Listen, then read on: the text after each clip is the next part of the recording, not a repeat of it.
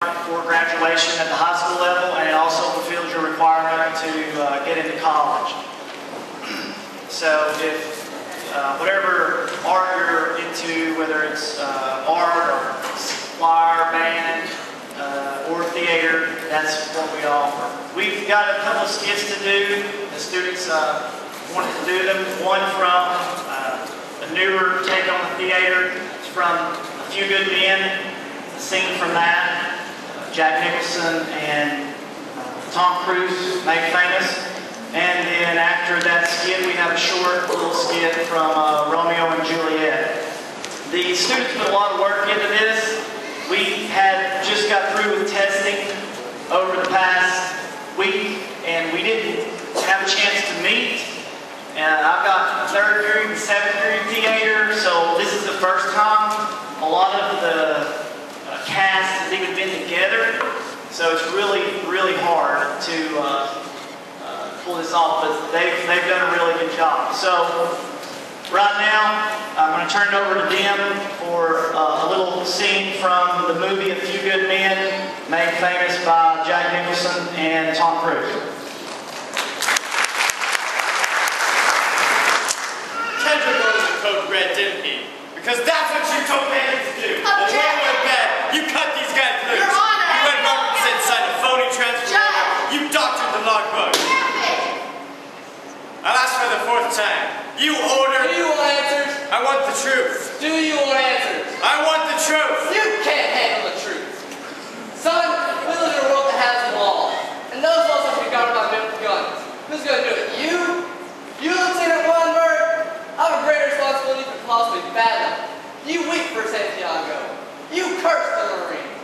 You have that luxury. You have the luxury not knowing what I know. That Santiago's dead, while tragic, probably saved lives. And my existence, more grotesque and incomprehensible to you, saves lives. You don't want the truth, because deep down, in places you don't talk about at parties, you want me on that wall. You need me on that wall. We use words like honor, code, loyalty. We use these words as a backbone to a last minute defending something. You use them as a punchline. I neither have the time nor the inclination to explain myself to a man who rises and sleeps under the very blanket of freedom I provide, and questions the manner in which I provide it. I'd much rather you say thank you and went on your way. Otherwise, I suggest you pick up a weapon and stand post. Either way, I don't care what you think you're entitled to. Did you order the code red? I did the job you sent me to do. Did you order the code red? Order the court! Gentlemen, please! Please the court, I suggest the jury be dismissed so that we can move to an immediate Article 39A session. The witness has rights. Lieutenant Ross, do you agree to these terms? Lieutenant Ross, do you agree to these terms? The sergeant armed to take the jury to the waiting room where they're waiting until further instruction. What's going on? Captain, I did my job. I do it again. Now I'm getting on a plane and going back to my base. MPs, take the prisoner into custody. Guard the prisoner. What's going on? Colonel Jessup, you have some rights to remain silent. Any statement you make can be held against you in trial by court-martial or other judicial or administrative proceeding.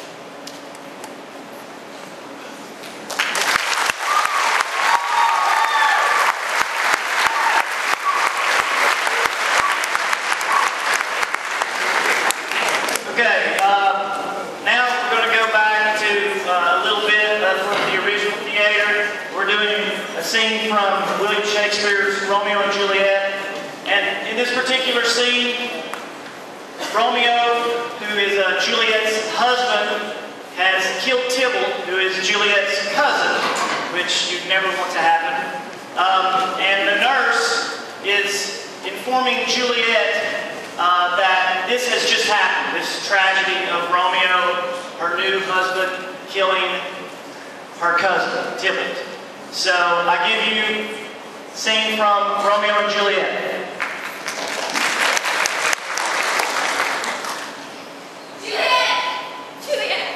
Juliet! Tybalt is gone, and Romeo vanished. Romeo that killed him, he's vanished. Oh God, did Romeo's hand shed Tybalt's blood? It did. That's the name, dear. Oh, serpent heart hidden with a flowering face. Shame comes Romeo. Bastard be thy tongue for such a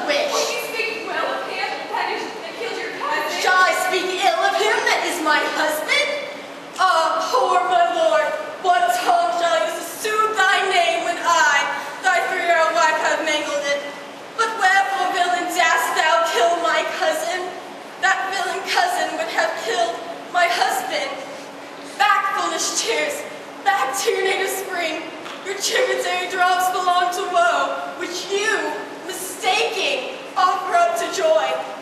My husband lives that Tybalt would have slain, and Tybalt dead that would have slain my husband. All this is comfort. Wherefore weep I then? Some worse there was worse than Tybalt's death that murdered me. I forget it fate, but oh, it presses in my memory like damned guilty deeds in sinners' minds. Tybalt is dead, and Romeo banished. That banished at one word, banished, hath slain 10,000 Tybalts. Tybalt's death was woe enough if it ended there, or sour woe did delight in fellowship, and neither will be ranked with the other's griefs. Why follow her not when she said Tybalt's dead?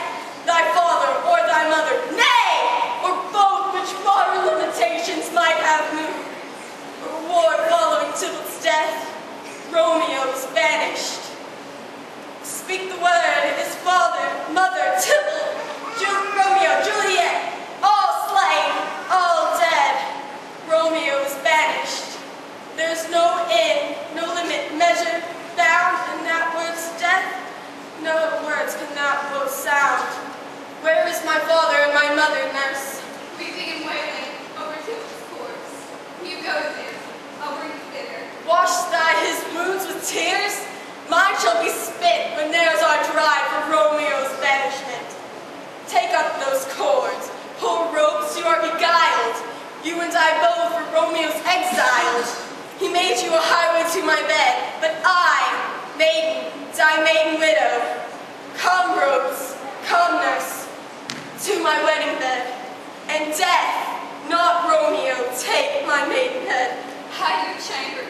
I'll find Romeo to comfort you. I wot well where he is. Hark ye, your Romeo be here at night.